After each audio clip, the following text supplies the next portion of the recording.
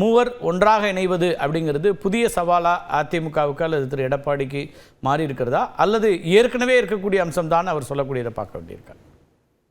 எடப்பாடி அவர்களுக்கு பழைய சவால் தான்.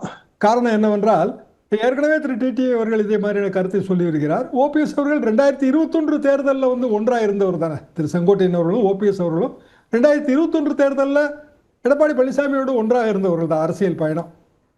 ஆனால் இப்போது மாறுபட்ட கருத்துக்கள், செங்கோட்டையன் அவர்களின் கெடு தேதி, இப்படி இதில் பல விவகாரங்கள் பின்னி பிணைந்திருக்கின்றன. ஆனால் அதிமுக வேற்றுமைகளையெல்லாம் மறந்து ஒற்றுமைப்பட வேண்டும் என்பது ஒரு பொதுவான எண்ணம். எடப்பாடி பழனிசாமி அவர்கள் அதற்கு தயாராக இல்லை என்பதை பலமுறை அழுத்தம் திருத்தமாக கூறிவிட்டார். இனிமேலும் அவர் தயாராக இல்லை என்றுதான் இதற்கு பொருள். மற்றபடி திமுகவின் பி டீம் என்பது என்னால் அதை ஏற்றுக்கொள்ள முடியவில்லை. என்ன காரணம் என்றால், ஓபிஎஸ் அவர்கள் சொல்லும்போது அவர் ஏன் திமுக வெற்றி பெறும் என்று சொன்னார் என்றால், ஓட்டு வங்கி கணக்கு தான். அதிமுகவை பொறுத்தவரையில் 2024 ஓட்டு வங்கி தான் ஓபிஎஸ் இல்லாத ஓட்டு வங்கி. அது சராசரியாக 20%. சட்டமன்ற தேர்தல் கொஞ்சம் கண்டிப்பாக கூடும். இப்போது பாரதிய ஜனதா கூட்டணி, அந்த 2 பேருமே ஒரு வலிமையாக இருக்கிற இடங்களில் வெற்றி வாய்ப்பு இருக்குது, அதெல்லாம் மறுப்பதற்கே இல்லை.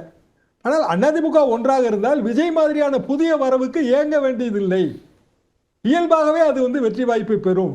இப்படியான ஒரு கருத்து தான். இல்லையேல் திமுக இப்படித்தான் ஓபிஎஸ் ஷியாம் மூத்த பத்திரிகையாளராக அல்லது கோட்டீஸ்வரன் இவங்கெல்லாம் சொல்லலாம், பார்வைகளை வைக்க முடியும். ஆனால் திரு ஓ பன்னீர்செல்வம் சொல்லும்போது அது ஒரு ஆய்வு அடிப்படையில் சொல்ல முடியாது. அவர் சார்ந்திருக்கிற, அவருக்கு என்ன அடிப்படையில் இருந்து திமுக எதிர்ப்பு தானே. அப்போ திமுக எதிர்ப்பில் இருக்கக்கூடிய ஒருத்தர் திமுக மீண்டும் ஆட்சிக்கு வருங்கிற ஒரு கருத்தை சொன்னால் அது எப்படி அதிமுகவினரால் ஏற்கப்படும்? அப்போ அவங்க பி டீம் அப்படின்னு எடப்பாடி பழனிசாமி சொல்கிறார். காஷன் என்று தான் நம்ம எடுத்துக்கொள்ள வேண்டும். அதாவது ஓபிஎஸ் செய்த தவறு என்னவென்றால், அவர் இது அரங்க கூட்டத்துக்குள்ளே பேசியிருக்கணும். ஆனால் அவர் அதிமுகவில் இல்லை, அப்படியான ஒரு கூட்டத்துக்குள்ள அந்தரங்க கூட்டத்தில் பேசுறதுக்கான வாய்ப்பு இல்லை. எனவே அவர் ஒரு காஷனாக இதை சொல்கிறார், ஒரு எச்சரிக்கை மணி, ஒரு அபாய அறிவிப்பு, இப்படி எடுத்துக்கொள்ளலாம். ஆனால் இபிஎஸ் அவர்கள் அடிப்படையில் சின்ன சின்ன ஓட்டு வங்கி கூட உதவுங்கிறது எல்லோருக்கும் தெரிந்த கணக்கு, அவருக்கும் தெரிந்த கணக்கு தான். இப்போ தேமுதிகவுக்கு வரவேற்பு இருக்கிறது. அதிகபட்சமாக அவர்கள் 2%, 3% ஓட்டு இருப்பார்கள்.